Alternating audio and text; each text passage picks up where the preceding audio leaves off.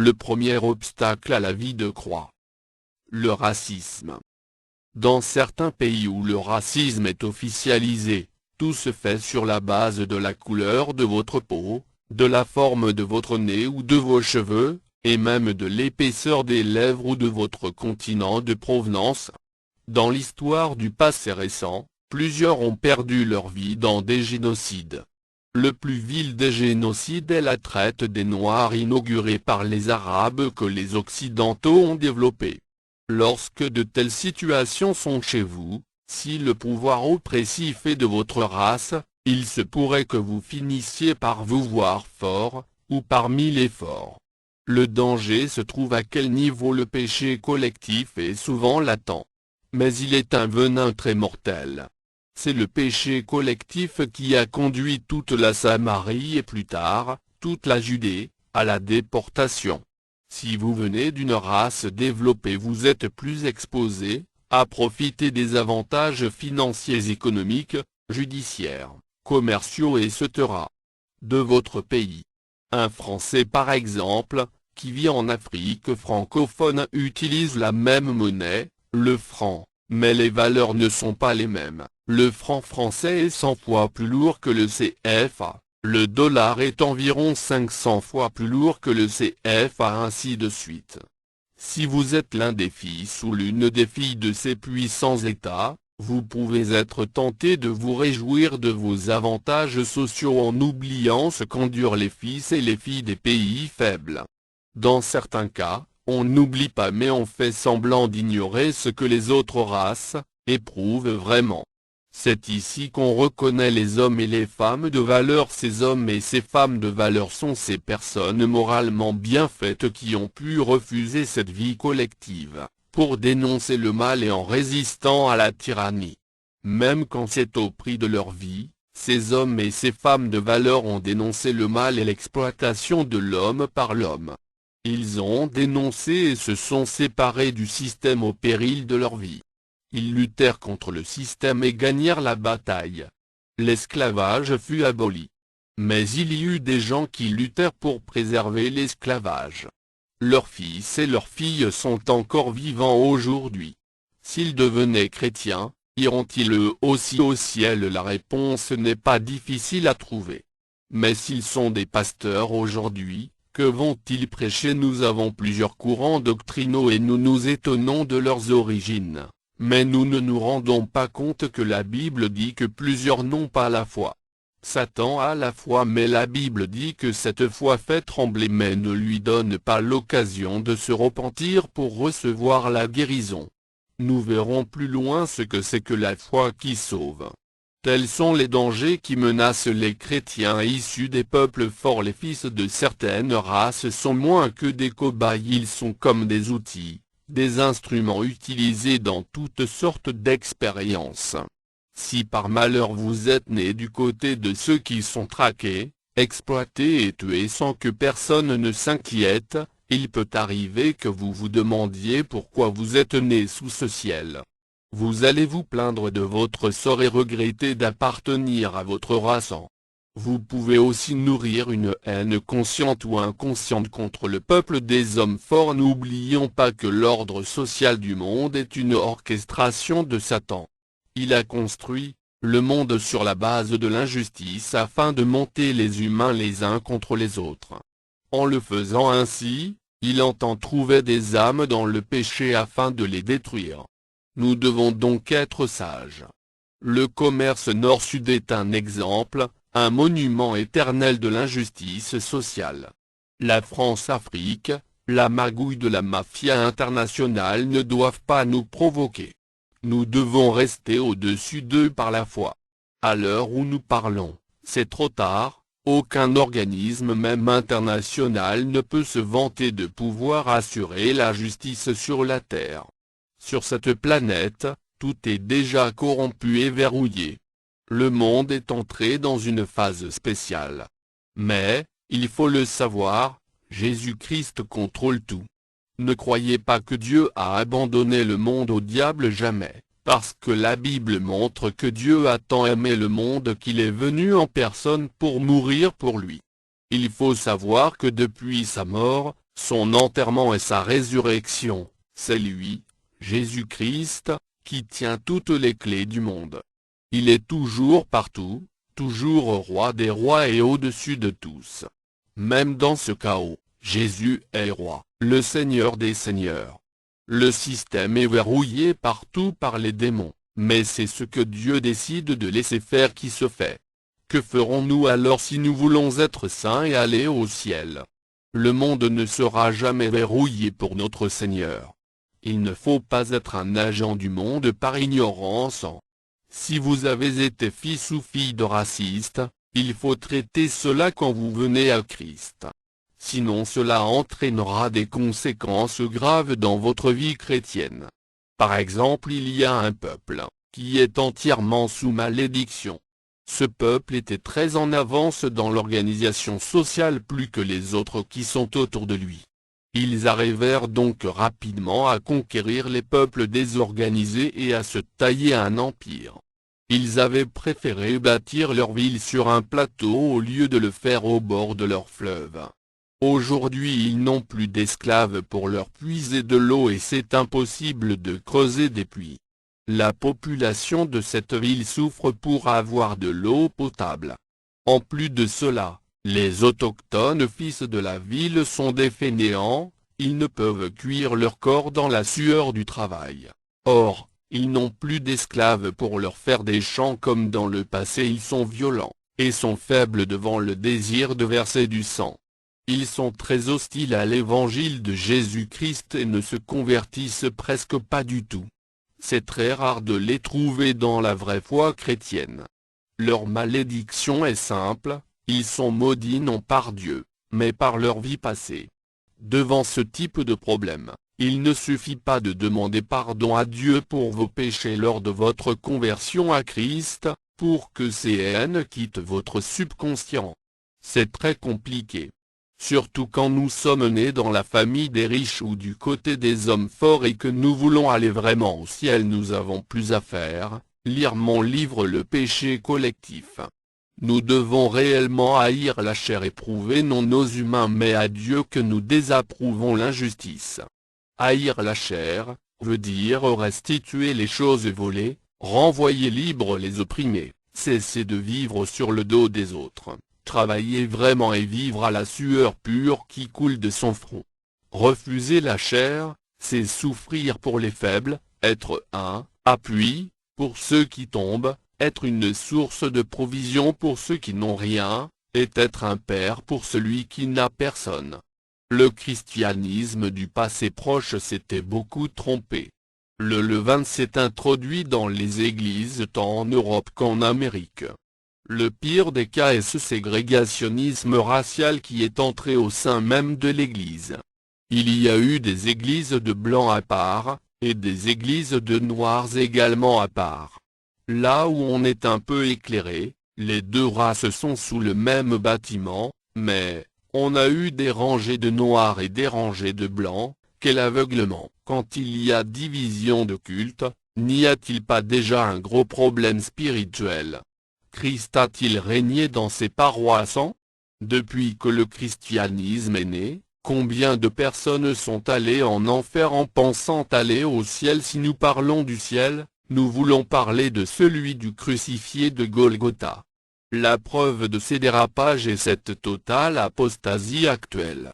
De l'autre côté, si vous avez été de ceux que l'on a brimés, tués et persécutés, c'est le même danger qui vous guettera. Le péché qui va souiller votre âme. Si vous allez à l'église pour voir vraiment Dieu, si vous voulez vraiment aller au ciel à la fin de cette vie ici-bas, vous devez vous aussi haïr la chair. Celui qui est victime du racisme est aussi un cas social au même titre que son ennemi. Il faut, si nous désirons aller au ciel, arriver à vraiment pardonner et prouver à Dieu que vous aimez les autres là qui se font des dieux de la terre. Ceux qui vous persécutent à cause de la lutte sociale charnelle et qui se cachent derrière l'argument des couleurs des peaux, sont déjà jugés. Vous qui êtes des victimes, prenez garde de tomber aussi sous le même jugement de Dieu en cherchant charnellement la solution. Prenez garde de tomber sous le coup du vertige de la vengeance, quand le tentateur arrangera pour vous une occasion de vous venger. Quel que soit votre niveau de foi, il faut faire attention de ne pas tomber. Dieu peut renverser la situation et amener le faible d'hier à devenir le fort de demain. Celui qui est laid aujourd'hui peut devenir une beauté demain. Il n'y a rien de nouveau, le monde est un perpétuel renversement de situation. L'histoire du monde montre que Dieu renverse toujours les individus, les nations et les cultures et établit d'autres à leur place. Psaume 37, 9 à 11. À cause de cet état de fait, le chrétien doit être prudent pour ne pas être emporté par les événements sociaux de son temps. La seule façon de le faire est de suivre l'exemple de Jésus-Christ, qui s'est mis à l'écart afin de ne pas profiter des avantages de son clan pour émerger. Les chrétiens ne sont pas à l'abri de l'esprit de vengeance ou de génocide. Or, il nous faut tous être toujours prêts, c'est-à-dire, toujours propres dans notre attente quotidienne du retour imminent du Christ. Malheureusement, il peut y avoir du racisme entre les Africains eux-mêmes, comme il y en a eu entre les Blancs. C'est cette folie qui anima Hitler, quand il rêvait en parlant d'une race pure. Il y a plusieurs sortes de racisme, et il y a aussi plusieurs formes de génocide. Nous parlons de la folie des esclavagistes occidentaux, mais aujourd'hui encore, la plupart de nos pays africains évoluent avec une certaine forme de génocide ou de racisme propre à eux.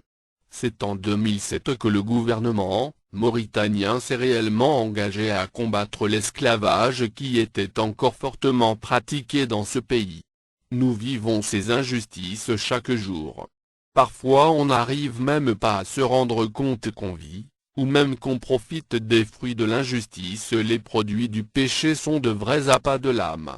La Bible dit que le fruit du péché paraît d'abord doux, mais c'est à la longue qu'il va se révéler comme un poison terrible.